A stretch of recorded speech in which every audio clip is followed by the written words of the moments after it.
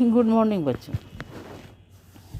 मैं डॉक्टर सीता चौबे, मनोविज्ञान विभाग, मारवाड़ी कॉलेज, रांची। बच्चों, ये क्लास 11th क्लास के बच्चों के लिए है, ठीक है। और पिछले क्लास में मैंने आपको रिसेप्टर्स के बारे में बताया कि कितने रिसेप्टर्स होते हैं।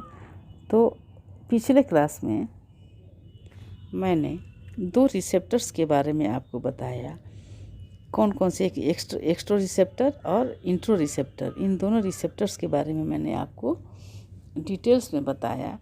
आज मैं अभी इस क्लास में मैं आपको प्रोप्रियो रिसेप्टर के बारे में बता रही हूँ, जिसे हम लोग हिंदी में मध्य ग्राहक कहते हैं।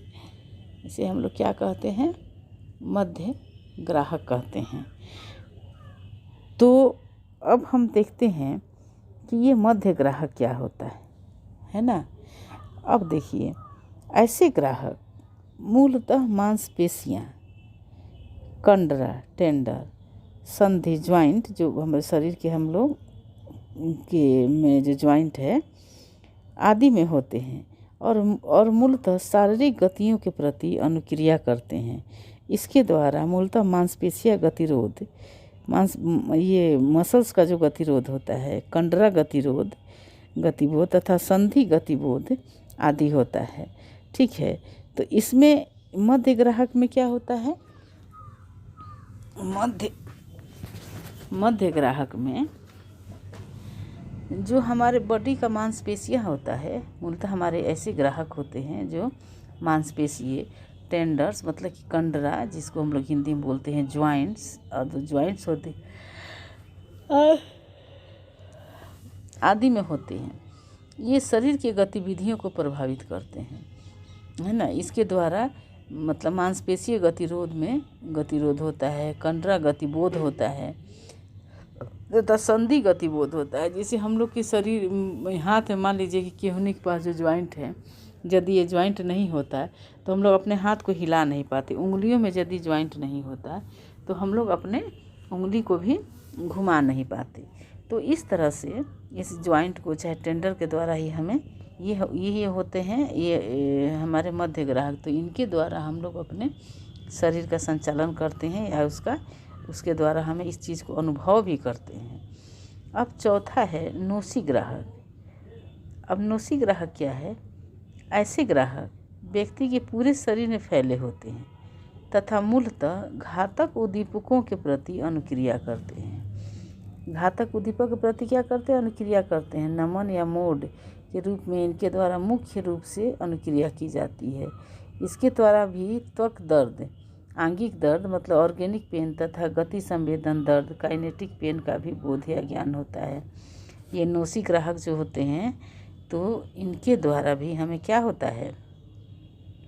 ऑर्गेनिक पेन होता है, या चमड़ा में मान लीजिए कि शरीर की त्वचा में कोई परेशानी बढ़ गई, या उसमें पेन हो रहा है, या खुजलाहट हो रही है, या किसी भी तरह का कुछ हो रहा है, या किसी भी ऑर्गन में हमें पेन हो रहा है, दर्द हो रहा है, तो या चलने में काइनेटिक पेन होता है, काइनेस्थेटिक पेन जो होता है, चलने में, उठने में, बैठने में या गति करने में किसी भी तरह का कोई पेन होता है या कोई परेशानी होती है, तो उसका ज्ञान हमें कौन देता है? नोसी ग्राहक ही देता है। इसे हम लोग इंग्लिश में क्या कहते हैं? नोसिसेप्टर। हम लोग क्या कहते हैं? नोसिसेप्टर, ठीक है। तो इन सभी चीज़ों से हमें इस दर्द के बारे में अनुभव होता है। हमें चलने में या त्वचा में या शरीर के अंदर में किसी प्रकार का दर्द हुआ या कोई परेशानी हुई, तो उसे हम लोग ये देखते हैं कि क्या किया जा सकता है या कैसे हुआ, किस बॉडी के किस पार्ट्स में हुआ, है ना, ये दर्द हुआ, या उसका अनुभव जो हम करते हैं इसी के द्वारा करते हैं। किसके द्वारा? नोसी ग्राहक के द्वारा। तो बच्चों, हम आज आपको इसके ग्राहक के 4 जो प्रकार थे, चारों प्रकार के बारे में हमने आपको विस्तार से बताया। पहला था आपका पिछले क्लास में जो हमने बताया, बाह्य ग्राहक, एक्स्ट्रा रिसेप्टर। दूसरा हुआ अंतर ग्राहक, इंट्रो रिसेप्टर। तीसरा हुआ मध्य ग्राहक, प्रोप्रियो रिसेप्टर। चौथा हुआ नोसिसेप्टर मतलब नोसी ग्राहक, है ना।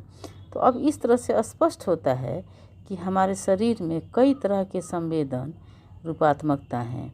इनमें मनोवैज्ञानिकों द्वारा दृष्टि रूपात्मकता तथा श्रवण रूपात्मकता का विस्तृत अध्ययन किया जाता है ना।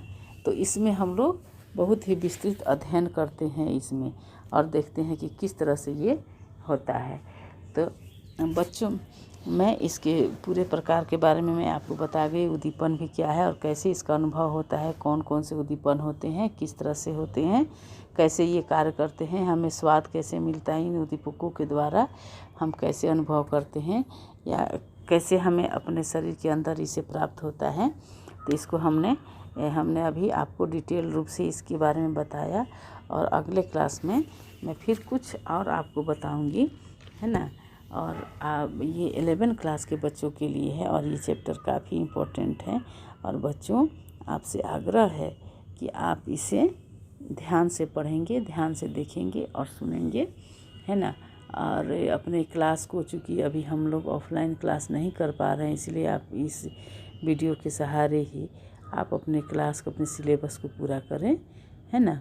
और अगले क्लास में मैं फिर दूसरे टॉपिक्स को लेकर के आपके पास आऊँगी। तब तक के लिए धन्यवाद। बच्चों, आप इसी तरह पढ़ते रहें और अपने घर में सुरक्षित रहें, स्वस्थ रहें, और इसी तरह मेरा वीडियो देखते रहें और पढ़ते रहें। धन्यवाद।